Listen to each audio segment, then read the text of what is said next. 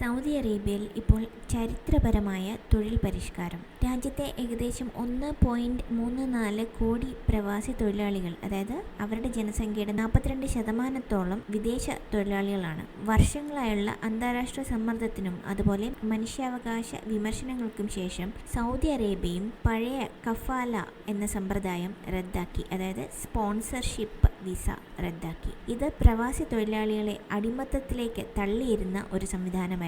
പുതിയ കരാർ അടിസ്ഥാനത്തിലുള്ള തൊഴിൽ സംവിധാനം പ്രവാസികൾക്ക് കൂടുതൽ സ്വാതന്ത്ര്യം നൽകുന്നു. ഇപ്പോൾ അവർ തങ്ങളുടെ ഇഷ്ടപ്രകാരം ജോലി മാറ്റം നടത്താം, അല്ലെങ്കിൽ സ്പോൺസറിന്റെ അനുമതി കൂടാതെ രാജ്യം വിടാനോ കഴിയും. മുൻപ് ഇതുവരെ ചങ്ങലയിലാക്കിയിരുന്ന നിയന്ത്രണങ്ങൾ ഒന്നും തന്നെ ഇനി ഉണ്ടാകില്ല എന്ന് സൗദി ഭരണകൂടം അറിയിച്ചു. ദീർഘകാലമായി പാകിസ്ഥാൻ, ബംഗ്ലാദേശ്, നേപ്പാൾ, ഫിലിപ്പീൻസ്, ഇന്ത്യ തുടങ്ങിയ രാജ്യങ്ങളിൽ നിന്നുള്ള തൊഴിലാളികളാണ് സൗദിയുടെ പല മേഖലകളിലും പ്രവർത്തിച്ചു വരുന്നത്. പ്രത്യേകിച്ച് സ്ത്രീ തൊഴിലാളികൾ നേരിട്ടിരുന്ന തൊഴിൽ പീഡനങ്ങൾക്കും വേതനമില്ലായ്മയ്ക്കും ഇപ്പോൾ നിയമപരമായ സംരക്ഷണം ലഭിക്കും. ഈ പരിഷ്കാരം ക്രൗൺ പ്രിൻസ് മുഹമ്മദ് ബിൻ സൽമാന്റെ വിഷൻ 2030 പദ്ധതിയുടെ ഭാഗമായിട്ടാണ് വന്നിരിക്കുന്നത്. ഇതുപ്രകാരം സൗദിയെ ആധുനിക പുരോഗമനപരമായ തൊഴിലവസരങ്ങളുടെ കേന്ദ്രമാക്കാനും ലോകതലത്തിൽ ഉള്ള തൊഴിൽ മാനദണ്ഡങ്ങളിലേക്ക് എത്തിക്കാനും അതുപോലെ എണ്ണയെ ആധാരമാക്കിയുള്ള എക്കണോമിയിൽ നിന്ന് മാറി മറ്റു ഡൈവേഴ്സിഫിക്കേഷനിലേക്ക് നീങ്ങാനും ലക്ഷ്യമിടുന്ന ഒരു പദ്ധതിയാണ്. ഇതോടെ സൗദിയിൽ